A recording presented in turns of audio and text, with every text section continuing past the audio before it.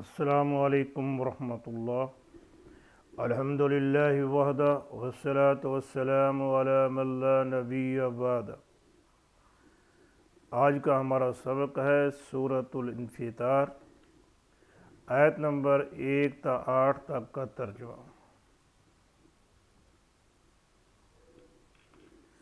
کیا وہ منظر ہوگا جب سب کچھ تباہ ہو جائے گا، اور یقیناً ہوگا۔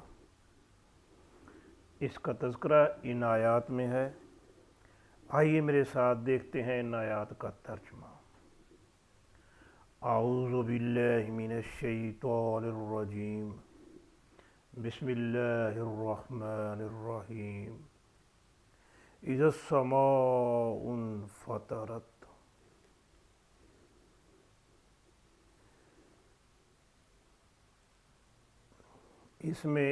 اس آیت میں صرف ایک لفظ ہے نیا مشکل، باقی سب آسان الفاظ ہیں۔ فطرہ، اس نے پھاڑا۔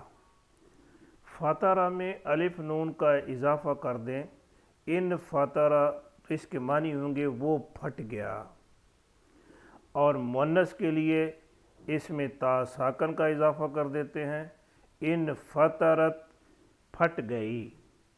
کون؟ السماء، آسمان۔ آسمان عربی میں مؤنث ہے، تو اسی لیے فعل ان فطرہ مؤنث آیا ہے۔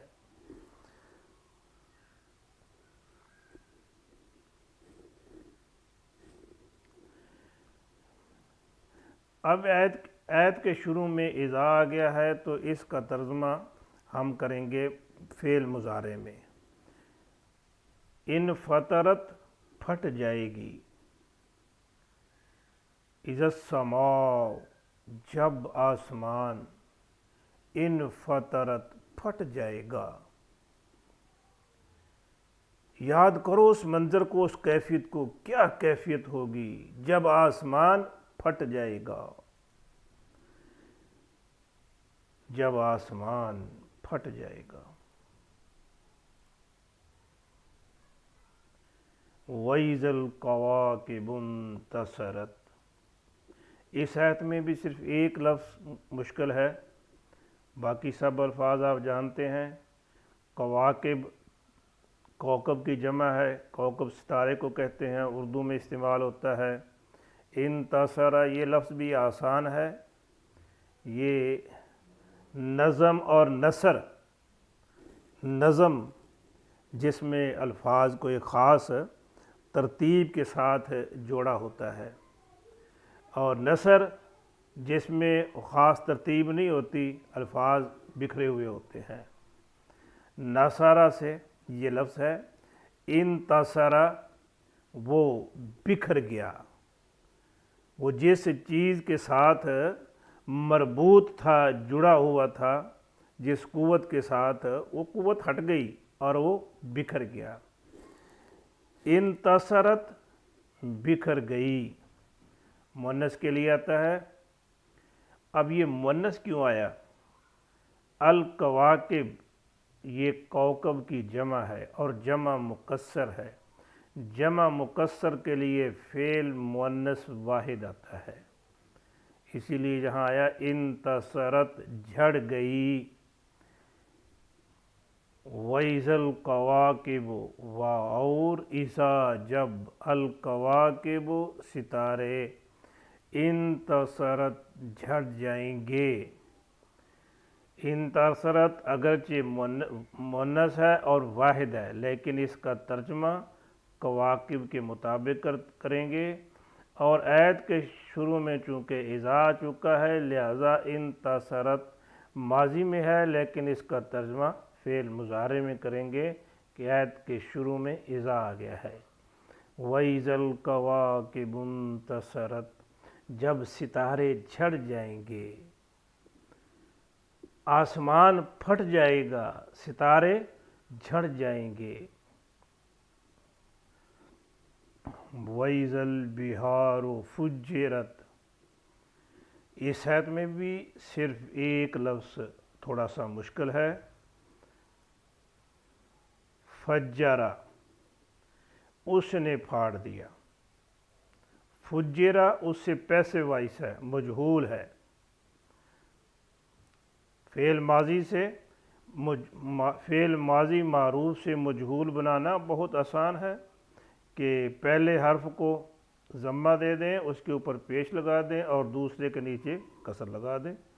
फुज्जिरा, फज्जरा उसने फाड़ दिया, फुज्जिरा उसे फाड़ दिया गया। और इससे मुअन्नस बनाने के लिए आगे ता साकन लगा देते हैं। फुज्जिरत फाड़ दी गई। कौन? अल बिहार, बिहार जो है ये बहर की जमा है, बहर समंदर को कहते हैं और बिहार उसकी जमा आ गई।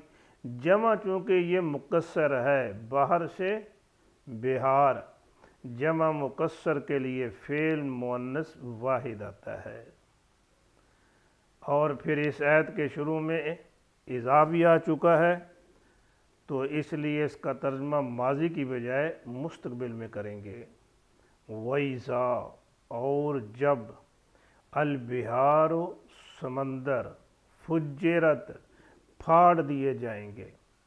ज़मीन के ऊपर जो पहाड़ हैं ख़त्म हो जाएंगे, ज़मीन बिल्कुल सीधी हो जाएगी, चटियल मैदान बन जाएगी, इसमें ऊंच नीच गहराई ख़त्म हो जाएगी और समंदरों का पानी फैल जाएगा, बिल्कुल ख़त्म हो जाएगा। वैज़ल बिहार फुज्जिरत, और जब समंदर फाड़ दिए जाएंगे। याद करो क्या कैफियत होगी।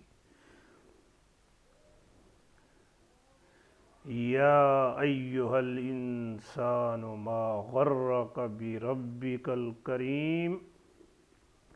इस आयत के अंदर एक लफ्ज़ है सिर्फ गर्रा, मुश्किल लफ्ज़ है, बाकी सब आसान है, कोई मुश्किल लफ्ज़ नहीं है।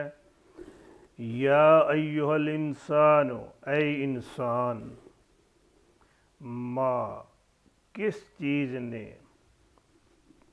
गर्रा का, गर्रा धोखे में डाला, गुरूर रूल का लफ्ज़ उर्दू में इस्तेमाल होता है धोखा। मा गर्रा किसने धोखे में डाला, का तुझे।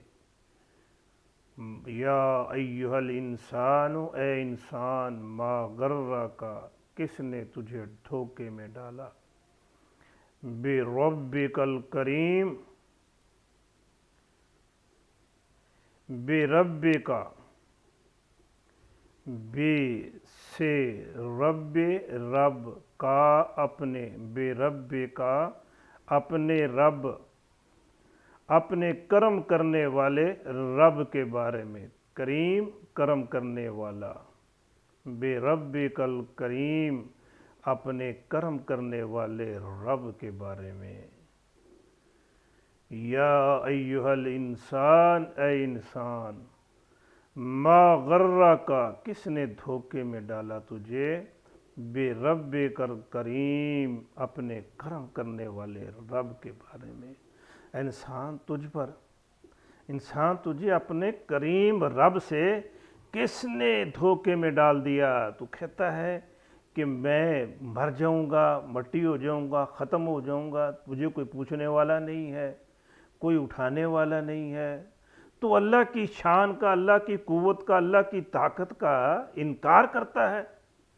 वो तो तेरे ऊपर कितना मेहरबान है, कितना रहम करने वाला है, और तू उसकी क़ुव्वत का इनकार करता है। और फिर तू उस मेहरबान रब को छोड़कर दर दर की ठोकरें खा रहा है, अपने रब से नाउमीद है और औरों से उम्मीदें लगाए बैठा है। हालांकि वो रब तो वो है, अल्लज़ी खलक़का फसव्वाका फ़अदलक, अल्लज़ी वो जिसने खालका, खालका पैदा किया, का तुझे, अल्लज़ी खालका वो जिसने तुझे पैदा किया। यार कितना मेहरबान है वो। कभी इंसान अपनी तख्लीक को देखे, इस पर गौर करे, तो सच्ची बात है सब कुछ भूल जाए, सब कुछ भूल जाए। हैं जी, کہ یار یہ اس کا دماغ میں جو فطور ہے نا یہ سب نکل جائے. اتنا مہربان رب، کہاں سے اس نے اس کو اٹھایا اور کہاں لا کھڑا کیا. کبھی دیکھ اپنی پیدائش کو.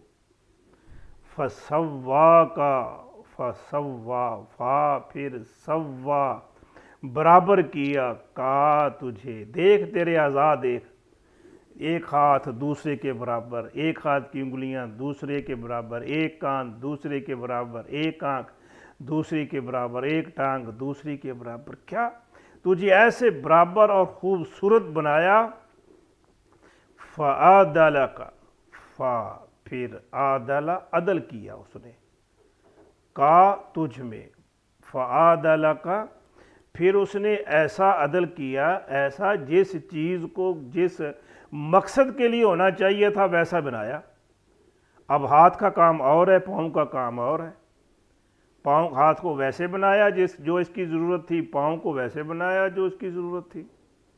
اب بازو، ان کا کام اور ہے، ٹانگوں کا کام اور ہے. بازو چھوٹے ہیں، ٹانگیں لمبی ہیں.